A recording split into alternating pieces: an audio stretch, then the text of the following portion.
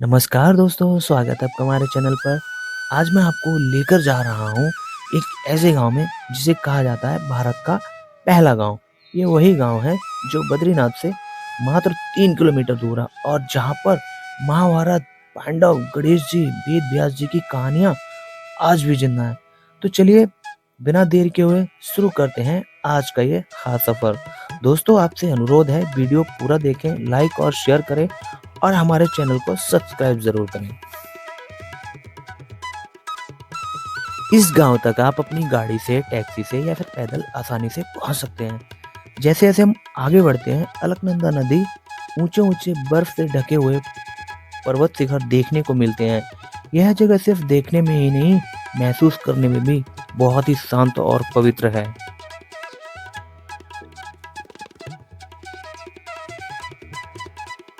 दोस्तों माड़ा गांव में लगभग सभी घरों की दीवारों पर शानदार देवी देवताओं की वॉल पेंटिंग की गई है, जो इस गांव की सुंदरता को और भी ज्यादा बढ़ा देती है।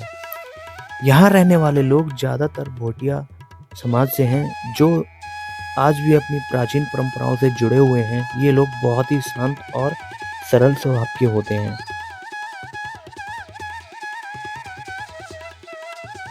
माड़ा गांव में सबसे पवित्र स्थान है व्यास गुफा। कहते हैं इसी गुफा में बैठकर व्यास जी ने महाभारत की रचना की थी और गणेश जी ने इस कार्य में उनकी लिखने में मदद की थी।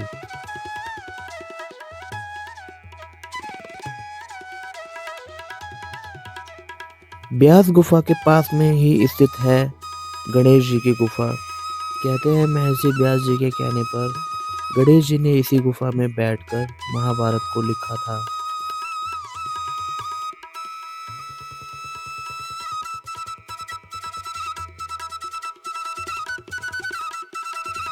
और मेरे पीछे ये जो आप अभी चट्टान देख रहे हैं, इस पे एक लेयर जैसी दिख रही है। ऐसा लग रहा है कि यहाँ पर किसी किताब के पेज हो। ये है व्यास पोथी। पहले के ज़माने में, प्राचीन काल में, जो हमारी बड़ी बड़ी किताबें हुआ करती थी, धर्म ग्रंथ हुआ करते थे, उनको पोथी बोला करते थे। तो ये देख लीजिए आप, बिल्कुल किताब के पन्नों की जैसी लग रही है। दोस्तों ये है भीमपुल। एक बहुत बड़ा सा पत्थर सरस्वती नदी के ऊपर रखा हुआ है। पौराणिक कथाओं के अनुसार जब द्रौपदी जी और पांचों पांडव अपनी अंतिम यात्रा स्वर्गारोहिणी की ओर जा रहे थे, तब द्रौपदी जी सरस्वती नदी को पार नहीं कर पा रही थी।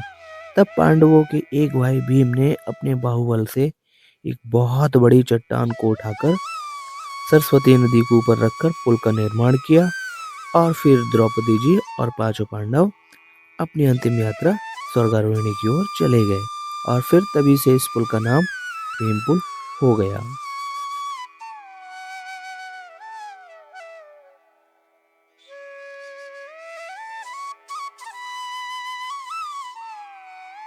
माणा गांव के पास में ही स्थित है सरस्वती नदी का उद्गम स्थल।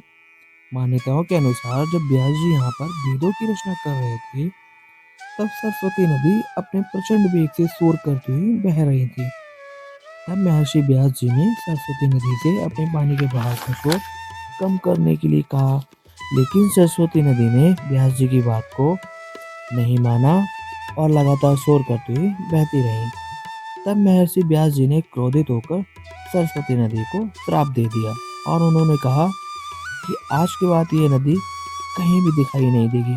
और तभी से सरस्वती नदी थोड़ी दूर पर केशव प्रयाग संगम में समाहित हो जाती है और उसी टाइम से सरस्वती नदी दुनिया में कहीं भी दिखाई नहीं देती है। सरस्वती नदी को गुप्त नदी भी कहा जाता है। भीमपुल के पास में एक मंदिर बना हुआ है। यह मंदिर माता सरस्वती को समर्पित है। मंदिर में माता सरस्वती की मूर्ति के अलावा गणेश जी और हनुमान जी की भी सुंदर प्रतिमाएं लगी हुई हैं।